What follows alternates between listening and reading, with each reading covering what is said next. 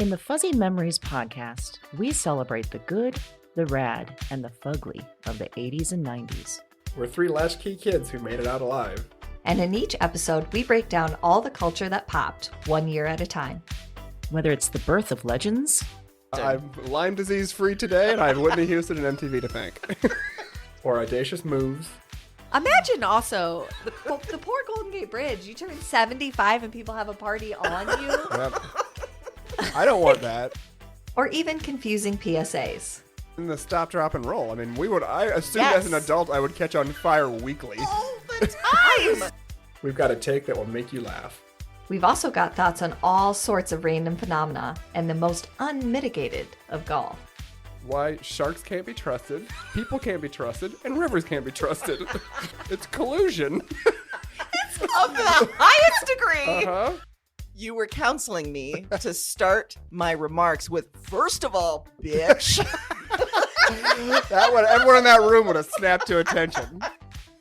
It's going to be basically coffee lids, shark revenge, and then maybe like Matt Getz. God, we need to do something about him.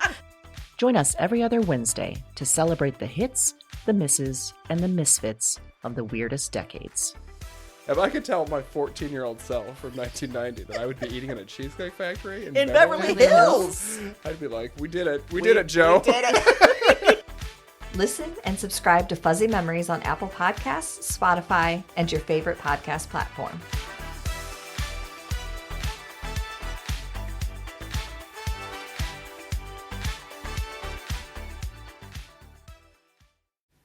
Hey, Broads and Books listeners. We are going to be at the Des Moines Book Festival on March 28th. That's right. And not just there.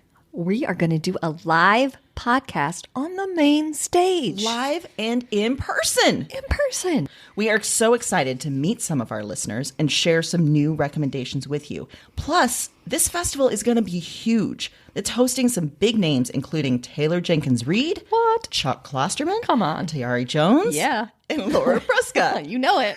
So many of our faves. You can also be a part of the event by submitting a question that we might answer live on stage. You could be name checked on stage. On stage. So if you need a good book recommendation, or you're curious about us, you have a question, submit that to us at admin@broadsandbooks.com, and you can find that email as well on our website.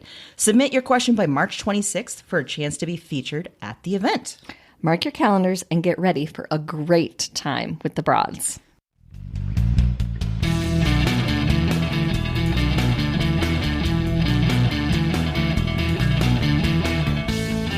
Hello, and welcome to Broads and Books, the podcast with one unique theme, 4 hand-picked book recommendations, and 2 broads. I'm Amy. And I'm Erin, and this is episode number 53. Haters Gonna Hate. Again. Again. Again. Erin, we did this episode. We did. Back in number 3. Was it number 3? It was number 3. Wow. Haters Gonna Hate. 50 episodes later. Yeah. Here we are. And you know what that means. I mean, there's 52 weeks in a year, so this is slightly off, but it's been a year. It's a leap year. Yeah. Yes. It's just, it threw everything up. But this is technically, this episode comes out on our year anniversary. We've been at this a year, y'all. A year. Yeah. I don't know why I just said y'all. I Y'all. don't think I've ever said y'all. We're in at my a life. year, y'all. We relocated to the I don't know south. why I turned into Reese Witherspoon all of a sudden, but I did. And just wanted to, include all of you. All y'all. All y'all. God, Just so that you know. feels dirty. I don't Yeah, like it. why I don't is that like it. I don't weird? know. It just didn't sound, No, didn't it's feel not, good. No, it doesn't No. at all. Let's forget about that. Okay, we'll go back to, hey everyone. Hey, everyone. It's been a year. It's been a year. So we decided to celebrate by revisiting one of our favorite themes. Yes. And people love this theme too. Yes, we got a lot of great feedback about this theme. We Yeah. loved doing this theme. It was about characters that we just love to hate. Love to hate them. Often reprehensible. Reprehensible. But we love them anyway. Yes, Yeah. absolutely. But we thought we kind of covered some of the things that we hate in our lives in that episode. So if you sure didn't did. have a chance to listen, Yeah. now's a great time to go back. And in really every episode ever Yeah, since. yeah. We talk a lot about our hates. Yeah, which as you should, I think. Define us. But we thought we'd do a little retrospective time and think about this last year. So one thing that has been asked about to us a lot, and things that keep getting brought up when people talk to us about preparing for the podcast and how we're doing it in the future is our reading habits. Yes. So how have your reading habits changed since we started the podcast, Amy? Well, two things. I think I've discovered I am much quicker to quit books now because I know I don't got enough time to waste on a book I'm feeling meh about. Yeah, meh isn't going to cut it. No. So no, I'm waiting for a book to grab me, which I think is good in a lot of ways. Maybe I'm missing out on some good books that I just didn't have the patience for, but that has changed. But kind of related to this, I think it's hilarious that people will often tell us, you read all those books in a week? Yeah, we've heard that multiple times from people. And we say, no, we've been preparing for this our entire lives. Forever. So we are, going all through our 40-some years of life. This is a marathon, y'all.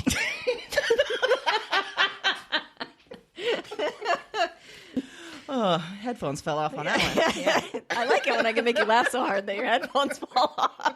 Have your habits changed, Erin? Yeah, same. I feel, we've talked about this a lot, that I feel the exact same way. I quit things way sooner because, especially, or even ones that maybe I would finish, but I don't think I'd recommend this. Exactly. That's what is in my mind now a lot is, I don't want to just recommend something I'm only sort of meh about. Yes. Yeah. See, listeners, this is what we do. We're dedicated to you every minute of our reading lives. God, we are thinking about you constantly. Yes. But that also brings up one of the parts that I think is the hardest about this podcast is that you give so many good recommendations. You sure do. And then they go to the bottom of my to read because for sure, because you've already recommended it. Yes. So I'm like, I really want to read that, but I'm going to read these books first because I got to be up on my reading. That is for sure one thing that's happened to me too. Yeah, I want to read so many things that you mentioned, and at first I started to, and then I was like, oh, this is going to be a real bad thing. Yeah, if I take this amount of time to read every book that Erin recommends. Right. Can't do it. Same. I've read a lot of the graphic novels you've recommended because those are obviously, it's a little bit quicker of a reading experience generally, but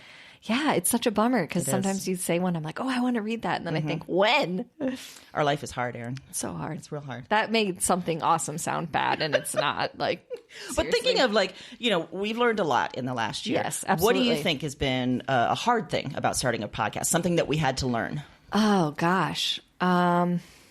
Something that we had to learn. Well, for me, all the mechanics of it are so far outside my range of abilities, which is why Amy does all of that. So Amy has we couldn't, literally there would be no podcast because it would just be me talking into a microphone and maybe recording it on my phone. I don't know. I mean, that would work too. Yeah, no, it wouldn't. Yeah, it would. We know People would love you and your voice. They'd be like, this is terrible. What is happening? Yeah. That may be true. Yeah. No, so that, I mean, for me, that was a scary learning curve that then I just gave to you. So that was great. The other thing I think is getting over the worry. Like, this is what I'm going to say, and I'm saying it, and this is how I felt about that book. Whether or not that's your reading experience, that's the great thing about books. They bring something different all the time. Absolutely. But at first I could tell, I felt always in my head like, am I saying that right? Am I explaining that right? Are you going to get the real essence of it? So yeah, I think you're right. There's been a little bit of an experimentation of how much do we talk about what happens in the book versus our own reaction? Like, how much do we reveal? How much don't we reveal? And I think we kind of still adjust to this day to how we're doing that. Yeah, absolutely. But beyond that, the technology, that was a challenge to figure out, how does one create a podcast? And there was a lot of research involved in that, and a lot of, watching videos about how to do GarageBand. And for the record, when we say, how do we create a podcast? Erin's answer to that was, put it in the universe and see if Amy can do it. Amy's answer was actual research and learning. So those two things should be pointed out, which is, Hey, I've enjoyed it. Thank God. Every week I get to play with, software I didn't know a year ago. So here we go. Okay. Yeah. We'll call that a win. Okay. Well, what do you think has been the best thing about starting a podcast? Well, because of the type of podcast, because this is obviously a podcast about books and reading, the best thing is sometimes I would have mom guilt about taking reading time, or I'd feel like I was taken away from our business or whatever. And now it feels like I have to. Yes. I'm like, this is like my second job. Absolutely. So I have to do this. So I don't have to feel bad about sitting on the couch for 2 hours. I have have to. So we have given ourselves justification for reading, which is everything we wanted and more. Yeah. Yeah. Not that we're like making any money from it. Not at all. Supporting No. our lifestyle in any way. But I'm acting like it's a job. Yes. Yeah. Yes. Fake it till you make it. Absolutely. You know what else I've liked is just discovering our listeners. Yes. And where they find us, how they find us, those that reach out to us. It's been really remarkable. I knew that would happen sort of in theory, but yet to actually see it happen was so cool. One of the other fascinating things that Amy has discovered is all kind of analytics for us. Oh, God. And when she sends me like the listener report of where they're listening from, we delight in all the countries. Yes. And to think that someone in Turkey is enjoying this, which shout out if that's where you are. Amazing. You bet. Yeah. We couldn't be happier. We've got listeners all over the world. Aaron. Yes. That Every feels continent. crazy. Maybe not Antarctica. I don't think there's anybody there. Yeah, maybe not. We might not. I hope they're just broadcasting it for the penguins, and the penguins just listen to us. That'd be great. That'd be great. That'd be great. I'm all for helping the penguins out. Yeah. See, now, when you say that, I always imagine Bernadette from Where'd You Go, Bernadette, just out there in her science, with the scientists. And I'd think, oh, yeah, we'd reach her as a character. Sure. Yeah. So total fictional character that I've now imagined being a real listener. So that's some... Another thing I've liked, because we've started this new series of talking with authors. Yeah, to just discover, that authors are just book nerds like us. And they just love reading, and that's what made them who they are. And that's been so cool. That has been cool. Yeah. And what a cool thing that kind of came out organically. Yeah. Like, we did not set out to have that be a part of it necessarily. And to have that opportunity and continue to have that opportunity with authors that some are even reaching out to us. Yes. Which is very flattering. Very flattering. Makes me feel very good. And we accept that. So Dancing if you're in an the author out streets there... on that. First, I thought you said dancing in the sheets. It was like, no,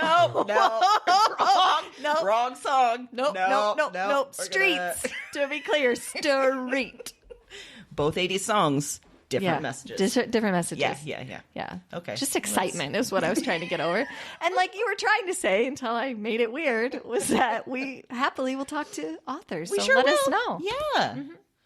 What do you think has been one of your favorite memories from this last year? I think my favorite memory is kind of all-encompassing. And the best part about this is that when we record this, we're right across from each other. We sure are. Like, I'm making eye contact right now. Straight eye contact. And sometimes the look on your face is the best thing that happens to me all week. I also like it when we just surprise each other. Yeah. And the actual visual, which I'm sorry, listeners, that you don't see that, but it really makes it fun for us. Let's be honest. Yeah. That was kind of what I was going to say too, is just discovering we could be weird and that we're just super weird together, but somehow it still translates to our listeners. Yeah. And like the fact that we talked for a good 5 minutes about cannibals, or that, whether or not is that vegan to eat another person. That we've talked repeatedly about the real weird teachers you've had in your life. Yeah, that's shocking, really, when I think back on it. The beekeeper and the guy it really with the illuminates some parts of your life that you never really thought about, Yes, we've discovered that I have some real weird traumatic issues with games that I never understood why. So at some point, we're going to record you getting put under by like a psychotherapist and get all that to come out. Yeah. So that's been fun. And yes, I absolutely agree, because whenever I can make you break is really the highlight of the session. And somehow, which I think for the listeners, when we break and we're looking at each other, sometimes it's so hard to come back. Oh, yeah. And that we know each other so well now that we know when one of us is just not going to recover. It's over. So we have to step in. Yep. Just take over. This person is gone. And I'll be honest, I edit our podcast very lightly, honestly. Adding some music in, that kind of stuff. Cutting, if just very rarely do I make cuts. And those moments where we can't pull it back together, I just let it go. Yeah. Because that's the gold. We want this to be as unfiltered as possible so that you feel like you're with us having the conversation. So that has been a question we've gotten, is if we edit or we write the script. And no, I mean, you can tell at the beginning we have a set way that we begin and end, but we don't, there is no editing. And part of the joy is surprising each other, both with our picks, but then also like even when we're asking each other questions at the beginning, we don't share what we're going to talk about. We just go for it. And if there's a laugh, God damn it, that's wonderful. That's the stuff that we think you like. Yes. That's stuff we like. That's the stuff we like. That stuff stays in. Yes. Stuff that might come out is like, say, I don't know, a choking fit and or like long pauses where we feel like maybe we aren't, at our best, those might be moments that we take out. But the laughing, you get all that good stuff. Every once in a while, there's a cough, a sneeze, because Yeah. we're human beings. Yeah. So I try not to gross people out. So That's we cut fair. some of that. Yeah. Yeah. Yeah, there was a couple solid episodes last winter of me just sick. You couldn't breathe. Yeah. And there was a few moments of heavy breathing that I did cut out, where you just sounded like the heavy breather on the line that I described a few episodes ago when I was a kid. And See, that's what I love. I didn't know that. She was Yep. saving me from myself and didn't even feel the need to tell me that I sounded creepy. you sounded like a heavy breather creepster. Wow. Yeah. Thank you. You're welcome. See, that's why we're ride or die. I didn't even have to worry about it. Nope. I don't want you coming off as a creep. Yeah, no. I mean, beyond the regular level of creepiness Yeah. that we both have. Yeah. That's Which I'm just us. fine with. Yeah. I embrace that. So this was our first year. Yeah. What are you looking forward to in the next year, Erin? I mean, just more podcast domination. You bet.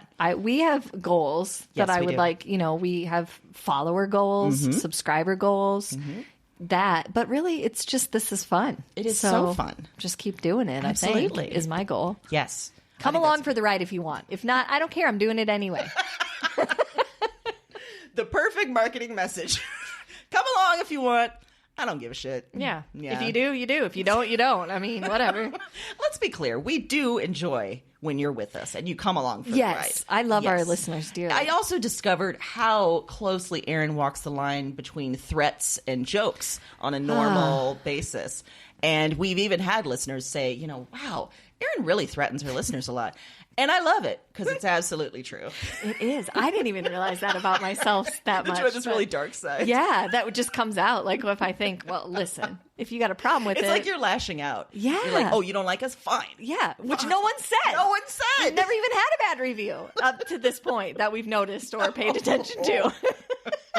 So this is all theoretical. It is. Yeah. I'm just preparing myself. You are. I like to be prepared. Worst case scenario, preparedness. You know what I'm looking forward to this year? Doing some live events. Because we got a big one Good coming call. up. Yes, Yeah. it is a big one. Who It's would a have big thought? one. I know. We did not anticipate this. No. But we were reached out to Yes. by the Des Moines Book Festival. We're coming live and in person. We're coming. And we had this as something we might want to do in the future. Yeah. It happened way faster than we thought it was going to. And it's fantastic. We're Yes. really excited about it. We're embracing that opportunity, and it's going to be killer. And by the way, if you haven't heard that, find it on our website. All the details. March 28th. Yes. Coming soon. Yeah, we would love to have you there. We'll even autograph something for you. Will we?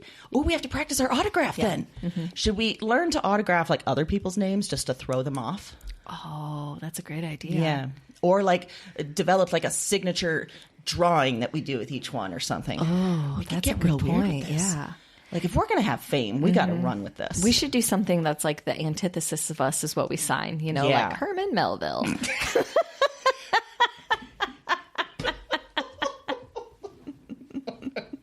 For sure. Yeah. All the dead white guy authors. Yeah. Let's just do it all. Charles Dickens. James Joyce. Yep. Like what? And they don't see it until they get home. They're Yeah. like, James Joyce. What? Did I meet James? Yeah. Is this an old book? Is this worth money? The answer is no. No. No. No. It's Just not me going to be. Yep. forging just us. away. Yep. See, I love it. Forgery. Forgery. That's going to be. That's what we're It's looking a forward new to in the trend next in year. the next year. Forgery and fraud. Yay! Oh, another random thing I didn't realize was how cutthroat you are as a business person, and that you have very clearly stated that you want to take down a lot of corporate CEOs, and I am all for it. Yeah. I love it. I keep waiting for Jeff Bezos to listen and realize Yeah, he's got a real yeah. threat on his hands. I know. And gosh, dang it, if that guy just doesn't keep coming up with new punches. Right. I'm not going to lie. I'm against the ropes, but I'm not out yet. I am not out. You got a real shot in this, Erin. Don't discount yourself. I'm your coach on the sideline of the boxing match. Like, you're still in it. You're still in it. Get out there. I'm like, I can't breathe. Let me cut your eye. I don't know. Yeah. Why are you cutting my eye? Because the boxers, they cut the, I don't know. Oh, so the swelling, Yes. I'm using pure boxing movies Okay, as my okay. knowledge of I boxing. just didn't know why all of a sudden we were cutting. There's always some eye that has to be cut, and I Fair. don't know why. Okay, but I get it I'll now. cut your eye. if Okay, you want. that's great. Thank you. Yeah. I appreciate you jumping right on that. Oh boy. Well, I mean, that's some of our thoughts on That the is. first year, It is. and it's perfect that the theme we chose is revisiting one of our earliest themes. Yes. Haters gonna hate. Because they are. And there's nothing you can do about it. In that first episode, we recommended some real awful people. Yeah. But the books were written so well that we loved the characters. Yeah. I think that's where we're going again today. And to be clear, we're talking about the characters that we hate, not yeah. the author. Oh, no. So talented that For you did this. sure. We love it. Yes. Just talking about the author. Good or the clarification. character, yeah. Especially since we were just talking about you taking down CEOs and me cutting your eye. Just Right. so, Just so we're clear. just so we're clear. Just so we're clear. Yeah. Yep.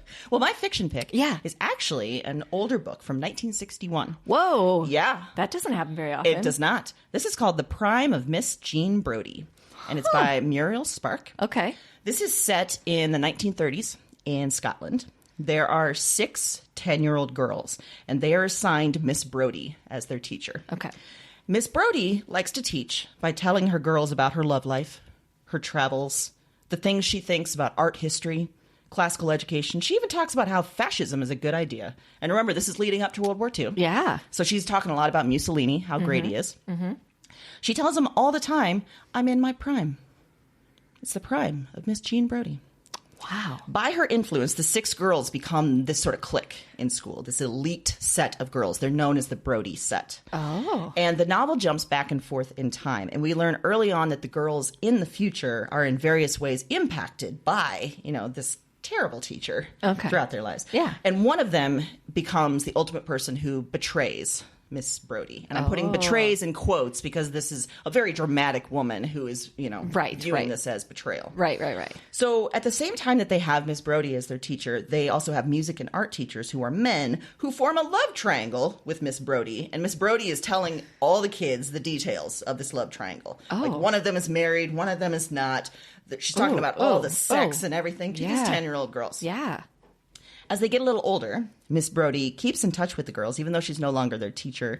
She invites them to her home. She invites them to the homes of her lovers, their former teachers. Wow. She has them pose for portraits. And at one point, she picks one of the girls who she thinks is the most beautiful and tries to pimp her out to the lovers. She encourages another one to run away to fight the Spanish Civil War. As you do, I guess. So honestly, Miss Brodie is terrible. Yeah. She is a terrible teacher. Mm-hmm. She's a terrible role model. She fully takes advantage of her position to sort of just model these kids for her own amusement. Yeah.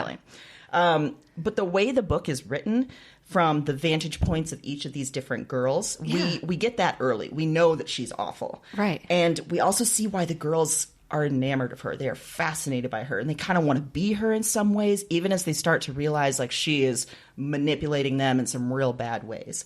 So she's fully a character we love to hate. This is a really slim book. Oh, I'm getting a visual. Yeah.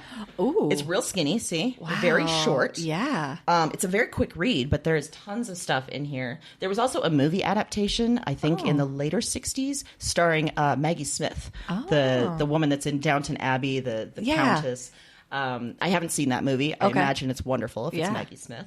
But yeah, it's a terrific book that is going to disgust you about this teacher. How did you come across this book? Actually, from my MFA program. Okay, yeah, that's what I was wondering. one of my mentors recommended I read that. I think in part because he really liked how each of the characters were written and how the author went about characterizing these people. It's really fascinating in that way. Wow. Mm-hmm.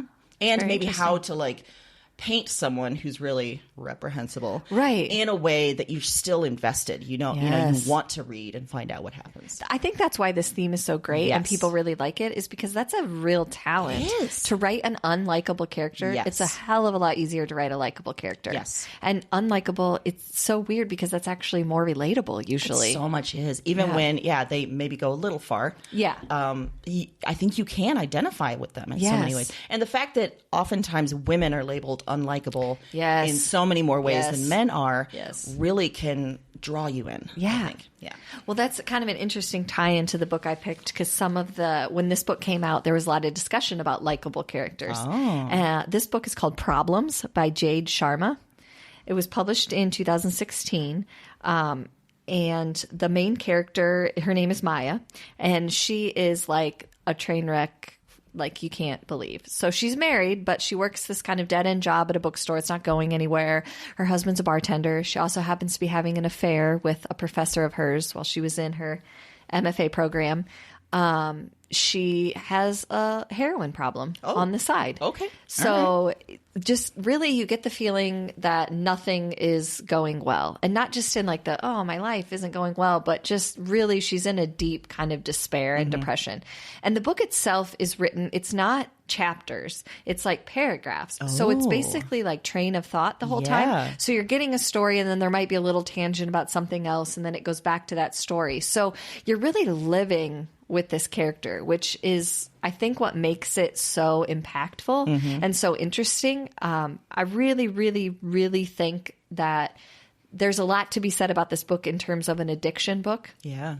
Except that she took a lot of those tropes that we usually see in addiction about being redeemed or what redemptive qualities, how that means like you made up for all those mistakes, and kind of turns that on its head. Ooh. Like, do you have to make up for that, or were they just mistakes? Yes. And there's a lot in there about being alone, particularly about being a female alone. But you really feel like you get in this character's head and it feels so relatable. And then when you take a step back, you're like, oh, she's not likable because she's making bad decisions and she's doing things that are hurtful to people. So you don't want to feel like you're siding with her, but you can see so much of yourself that it's hard not to.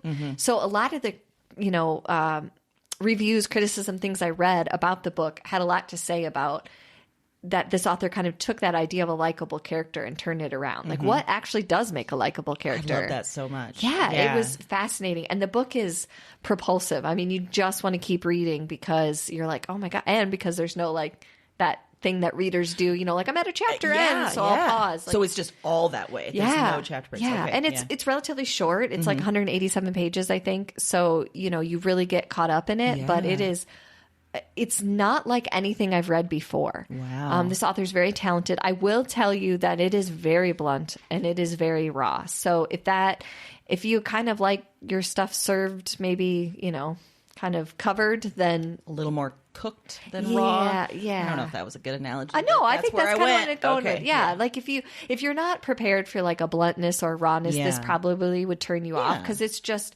it is train of thought. This is what someone's thinking. So if you think about yourself and thoughts that you would never want anyone else to know, those are the things that are on the paper.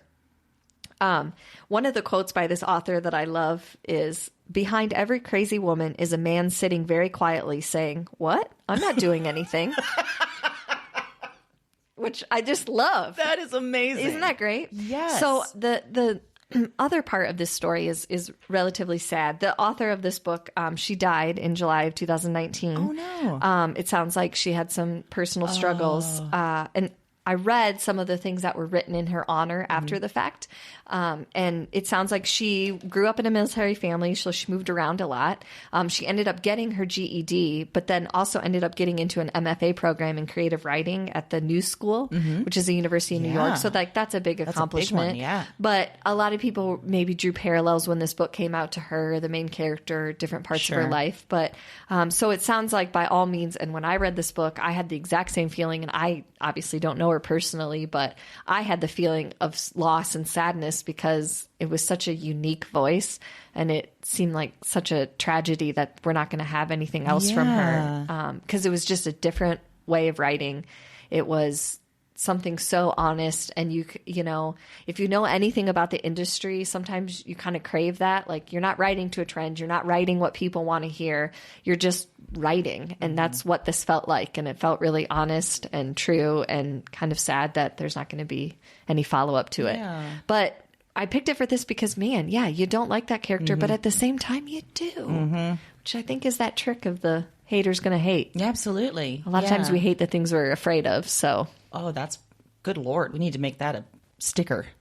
Yes. We need to quote you out in the world. No, seriously. I think that's absolutely accurate. Yeah. And sometimes, the things that we're fearing are maybe why we say it's unlikable. Yes. We Why throw would never labels. be that way. Exactly. We throw labels there to make sure that we're distancing ourselves from that. You know? Yeah. Yeah. Oof. Okay, well, my next other genre pick has no bearing on reality whatsoever. Okay, good. Yeah, so a little bit of a turn. It's a graphic novel. It's called The Wicked and the Divine. It's a continuing series of graphic novels starting in 2014, still going. Authors are Kieran Gillen and Jamie McKelvey. The story follows a young girl named Laura in London, and she is obsessed with the Pantheon. And the Pantheon is a group of 12 young people who discover that they're reincarnated gods. Oh. This is a phenomenon which happens every 90 years, and it's called the recurrence. So at the beginning of this book, the recurrence has happened, and the young people that have been chosen discover who they are, discover that they are reincarnated gods, and they discover they have supernatural powers. They also discover, even more than gods, they can be famous. So several of them become rock stars. Some become modern Uber celebrities, reality stars. There's posters, there's merchandise, there's interviews, there's reality shows. Wow. But here's the catch. The young people that are reincarnated as gods, they're going to die in 2 years. Like, they have a very short time span for this reincarnation and for the rest of their lives. Okay. So in their minds, they're like, why not go crazy? Why Right, not yeah. take full advantage of this? Why not use their powers? Why not live as ultimate famous people, you know? So as you might expect, there is a lot of bad behavior. Sure. Yeah. And the gods who have come back to life in these young bodies are honestly just terrible. They are selfish. They know this happens, you know, and Yeah. they know they have a limited amount of time in this body and this body. So they're like, well, let's do it. Yeah. They're selfish. They're mean. They think they're above everyone, in part because they are Yeah. in so many ways. But at the same time, they're fascinating. So you get why that teenage girl, Laura, the main character, is obsessed, especially when you meet my favorite character, who is Lucifer, as in the devil. As in Satan. As in not today, Satan. As in, yes, today, Satan. As in, You get have on come in back. here. Get on in here, Get in y'all. here, y'all. Satan's here. He wants a piece. What just happened? I don't know, but I love it. Okay, me too. You turned into like a Southern housewife. I don't know. Get in here, Get Satan. in here, Satan. Get in here, y'all. That should be like a Real Housewives tagline. Yeah. Like, if you know, get on in here, Satan. Get on in here, Satan. I made a fresh pecan pie. I have no idea. That was such I a don't either. stereotype. Oh, my God. I'm sorry. I apologize. But it was real funny. Oh, man. So, yeah, it's Lucifer. Lucifer used to be a normal 18-year-old named Eleanor Rigby, as in the name of the Beatles song. Wow. And then she became Lucifer, and she is glorious. Let me show you how glorious. Oh, I get another visual. get So another many visual. visuals today. Let me show you a picture of this glorious Lucifer. Okay. Oh. Very She's sort got of a androgynous. David Bowie. Indeed, she look, does, Erin. doesn't she? She does. Yeah, That's why I yeah. wanted to show this to you. Yeah. It's a very sort of like, yep, androgynous David Bowie kind of look. Yeah, definitely. So I am here for it. yeah, I can see obviously. why this Yeah. picture gripped you in right away. So Lucifer, she spots some potential with Laura, and she needs some help, so she offers Laura divinity in exchange for help. So that starts the whole storyline of where we're going from there. She has the power to pull fire out anytime she wants. It's a great power. So yeah, like a satanic, fire-breathing David Bowie. It's everything I could want. Yeah, I don't. Wow. So this series has some gods in the form of teenagers that are often terrible, but we hate them, but yet we love them, and that's exactly Yeah. what it's sort of almost a comment on fame in some ways. It's Yes. a comment on this weird addiction we have to youth and to glorifying younger people, and there's so much here. It's really rich, and yeah, it's quick reads too, but it's there's a lot of depth to it as well. It reminds me a lot when you said, they have reality shows and stuff, and we all know that I'm a reality TV connoisseur, and I feel like part of that is there's always a villain. There's always someone Yes. that needs to be hated because they bring the drama. Everybody acts like they hate them, but they really love them, and I sometimes wonder, kind of in the same idea, that sometimes we kind of do that as a defense mechanism, We right? do. Like, Absolutely. if everybody's hating this person, then I can skate by free and clear. Yep, at least I'm not that bad. I'm not Yes. that person over there. Right. Yeah. And probably when you get to know a lot of these people, I mean, I'm sure some of them are terrible, but there's probably a lot of them that aren't. For sure. Yeah. Yeah. I'm sure so many people that have been put up as unlikable Yes. in so many ways, or villains. Yeah, Yeah. I imagine that once you dig a little deeper, you realize, oh, story isn't that simple. Come on over here and have some pecan pie with me. Wow. have no idea where this Southern thing came from, but I love it. You started it because you said y'all. I did. Now we can't get so it it's out of my our heads. fault. And now we got this y'all. And I didn't know that I had a y'all just waiting to come out of me. If Satan was in this, would Yeah. he be wearing overalls? Because I love to think of his little hooves sticking out of the bottom of a pair of bibs. Would it be like, like old school, like farmer overalls, or would it be like hipster overalls? No, not hipster Okay. overalls. All right. Old school Yeah, farmer Yep. overalls. Yeah, for sure. Hooves out the bottom. Hooves out the bottom, Yeah. horns up top. Yeah. That is the t-shirt right there. Hooves out the bottom, horns up top. God. I don't know how we're not millionaires. Don't either. Wow. Well, I'm going to take a hard turn. Oh, okay. All For right. my other That's genre fair. pick. This is actually a fiction book, but I picked it for other genre because of the way that it's written. Okay. The formatting of it. So this was published in 2018. It's called Fire Sermon by Jamie Quattro. And this basically reads like a journal. Like it feels like you're reading a diary, and then sometimes you're reading email or letter exchanges between two people. Okay. So this tells the story of Maggie, who's been married for 20 years. Mm-hmm. She's got the 2 kids. Her and her husband, both very intelligent, they both have good jobs, but she seems to feel like she's lacking something in that relationship. And she assigns that lacking to be more like academic, higher level discussions. That seems to be where it comes out. So enter this poet, James, she meets, and they start having these intellectual discussions that soon blossom into something else. Of course they do. Mm-hmm. So basically the whole pull and push of the book is that Maggie is also an evangelical. Oh. So this affair that she's having with James is throwing everything into question for Yeah. both of them. And a lot of their exchanges have to do with morality or right or wrong or how you reconcile that.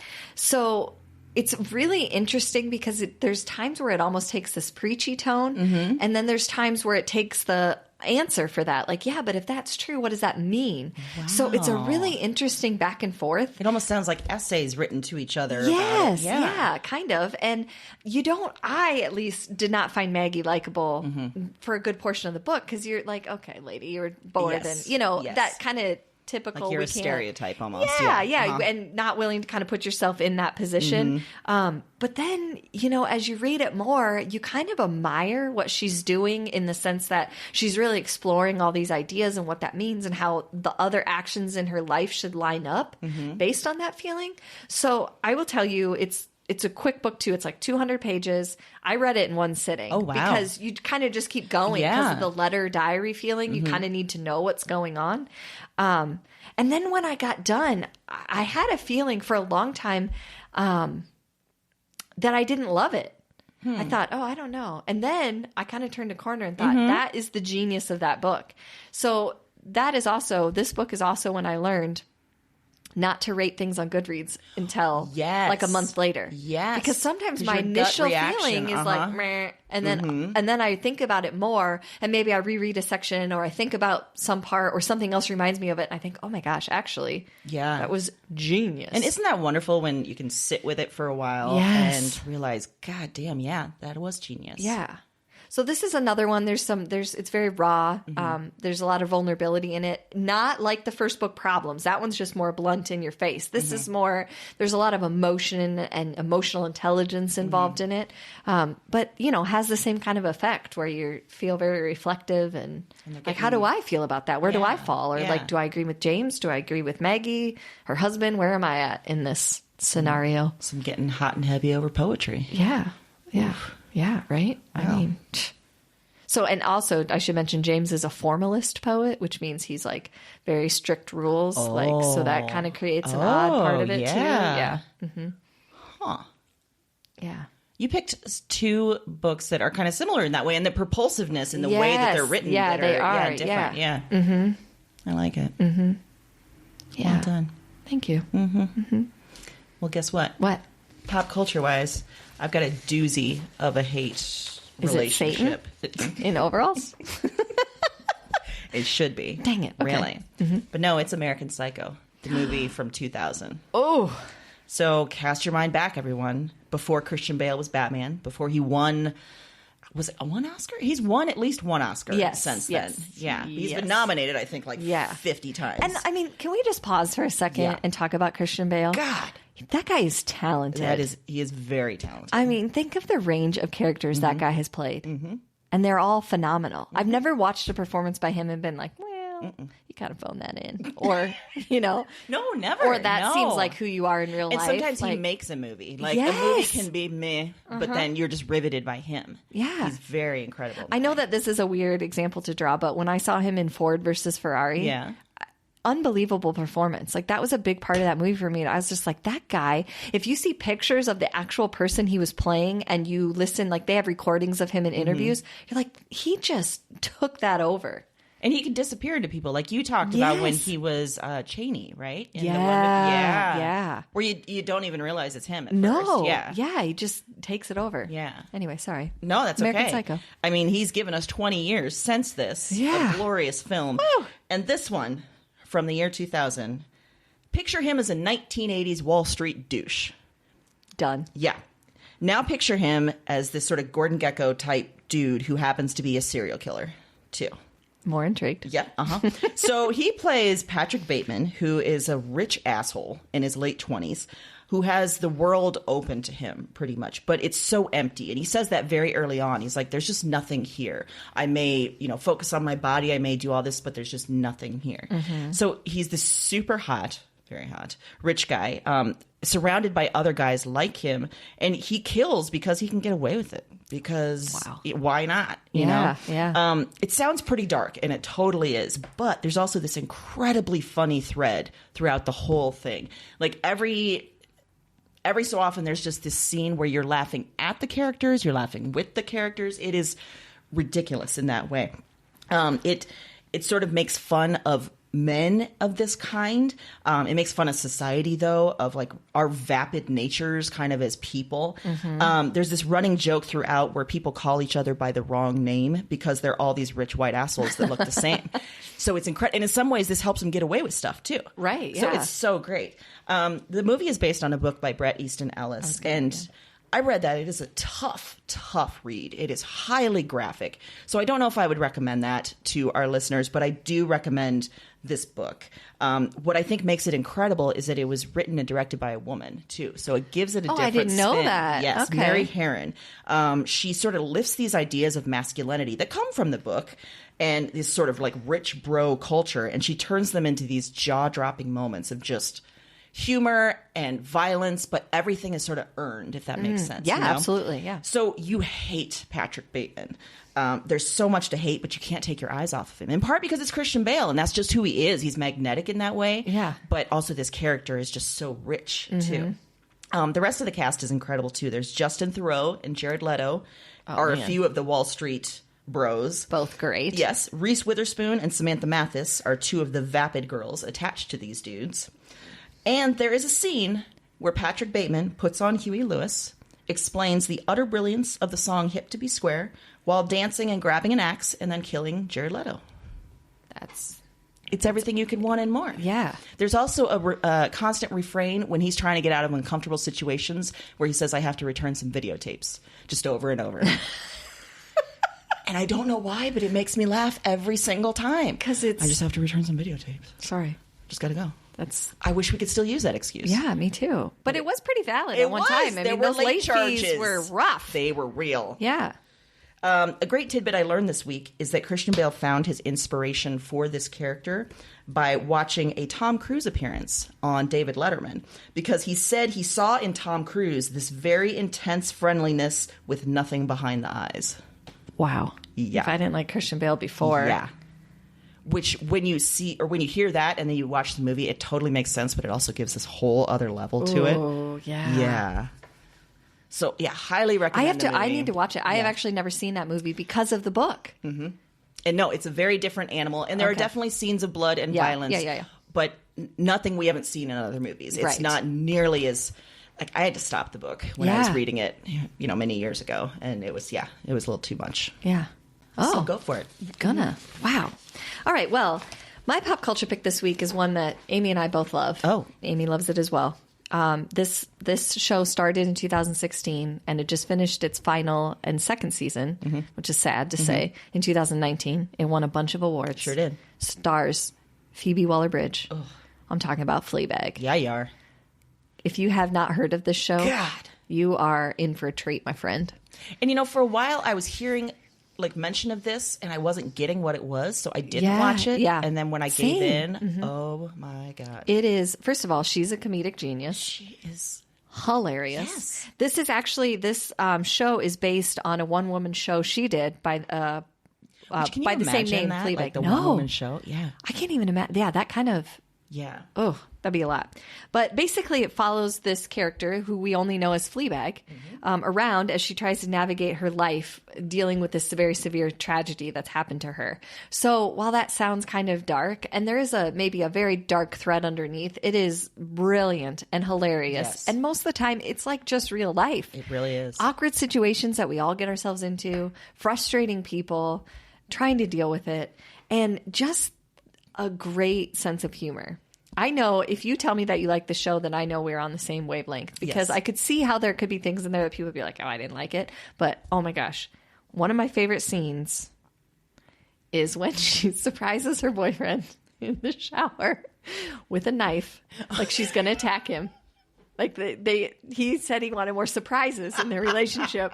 She took this to mean like a death threat. Yeah. Why wouldn't you? Basically, like he was attacking him in the shower. He has such a visceral, scared reaction, and then just sits and cries. And she has to comfort him. She's like, "I'm so sorry. I'm so sorry." It's like, "It's fine. It's fine. I just thought I was gonna die." The comedic genius in that scene. Yeah, I can't express enough how much I love it. Mm-hmm. But it won a bajillion Emmys, as it should. As it should have. It's so sad that was the last season. I don't know why they won't do more. Hot Priest? Yes. So this, you've probably, even if you haven't seen the show, you've probably heard this referenced in pop culture in some way in the last year.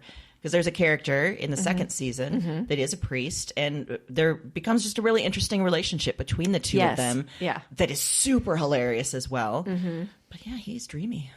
And so I picked it for this theme because it's a character that you're not supposed to like. For sure. But you end up liking, a lot of these characters, because they're real. So, and, sometimes she's kind of the worst, and you still love her for it. Absolutely. And I think that's the genius of writing characters, is to make them real, but then relatable. And so then they can't always be likable. It doesn't work.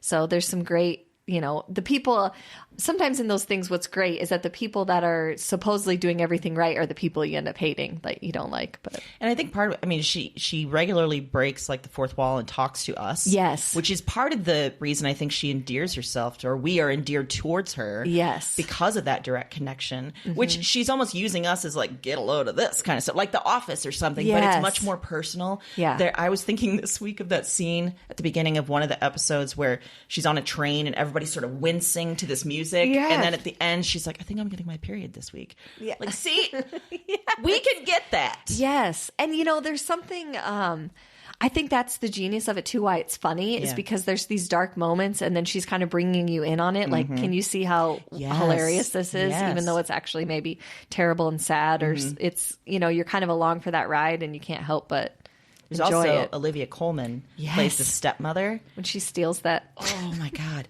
And Olivia Colman, we've talked about before, is on The Crown and The Favorite. She plays a real character you hate as well. And it's wonderful. It is delightful. The passive-aggressive, she belongs in the Midwest with her passive-aggressive. Absolutely. Yes. Glory. Yeah. 100%. Yeah. So if you haven't seen it, check it out. Great. It's real quick now because you just get both seasons and there you go. Yeah. So it's kind of a gift to you that you don't have to wait the 3 years in between. So you're welcome. Again, constantly thinking of you. Yeah, that's you, all the we listeners. do. That's all we do. Think about you and Satan in overalls. Just thinking about y'all and Satan in overalls. Pecan pie. Pie. God, our poor Southern. I think we need to look at our analytics again and see how many people listen to us from the South. I was just and if we gonna need say. to cut a lot of this that we've just done. Yeah. Or if we don't, just a general apology to everyone. You know what? who Let's has just that accent. apologize because I want to keep it in. I'm sorry. I'm sorry. Sometimes things are funny that don't feel good. Okay? So there it is. Again, you're getting real defensive against this imaginary complaint. Our imaginary Southern faction of listeners that we don't even know if it exists. Faction. Yep, they're strong. They're Either strong. way, if you feel offended, I apologize. Yes. That was not my intention. My intention was to make you laugh and think about Satan in overalls. That's it. That was my whole point. And really, that is a gift to everyone. The picture And of I Satan will overalls. stand by that until I die. Great. Okay. You notice I have no breaks. Oh, God, no, not at all. Well, the good news is that whether you like us or not, we're going to be back next Wednesday. Yeah, you know what? And for the last year or so, we have been reminding you of where we exist online at the end of each episode. But we thought we'd break it, or we'd change it up a little bit. Yeah, you know where to find us. You know where to find us. And you know what? Somebody pretty great found us. Sure did. They wrote us a wonderful review. We're going to call her KC. Yeah. So that we're not giving anything away. Yeah. So because maybe she wants to remain anonymous. And if she does, that's baller. That's super baller. Yeah. Again, don't know where that word came from. Good, yeah. I don't know. Yeah, I don't think I bet ever she likes Satan in overalls. I bet she likes pecan pie. I don't think ever in our history have I heard you use the word baller, but I like it. Well, I'm going to read this one because it references Amy specifically. Yeah. So I think, you know. And this was, she sent us an email. She sent us an email, as we've asked you to do. We will have to. You Absolutely. could be one of these people could be that one we of these. share your thoughtful Yes. words. Okay, here we go. I just started listening, but I'm getting a little freaked out because I think Amy might actually be me. I mean, I don't work from home, but I love sci-fi, and dystopian novels are my all-time favorite. We share the same views on marriage and kids, and I also have an unnatural love for Quentin Tarantino. I don't know what's going on here, but I'm skeptical, and I've got my eye on you two broads. I love the pod so far. Thanks. I love the fact that she expressed her love, but also her deep skepticism. And This is like our perfect listener. it really is. Casey, you nailed it. You nailed us. Yeah. And as I said in my response, I mean, maybe we are the same. I'm a little freaked out as well. Yeah. I don't like the idea of a doppelganger out there, but you know what? No. If it's you, Casey, I think it's okay. You obviously have great taste. Absolutely. So if you want to be like Casey, you can find us Facebook, Twitter, all those places, email, all of those good You things. sure can. But in the meantime, Happy reading.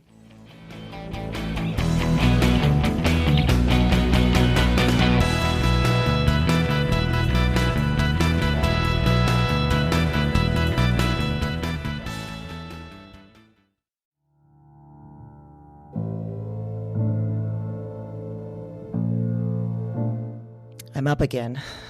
Same night, another dream.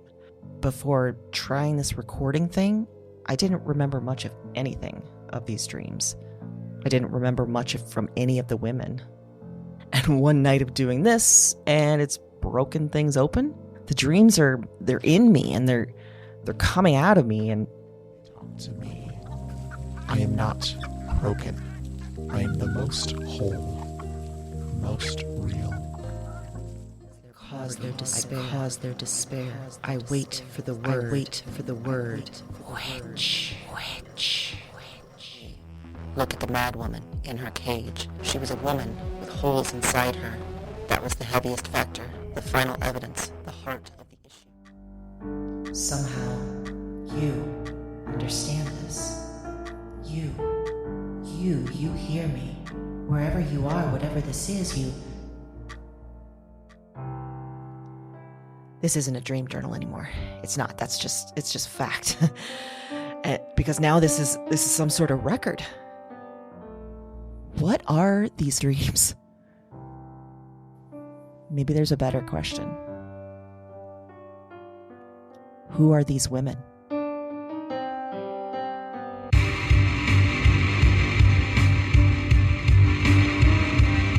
Weird Woman is a Broads and Books production. All 9 episodes are available January 10th. Listen and subscribe to Weird Woman on Apple Podcasts, Spotify, and your favorite podcast platform. That's WYRD Woman, wherever you listen to podcasts.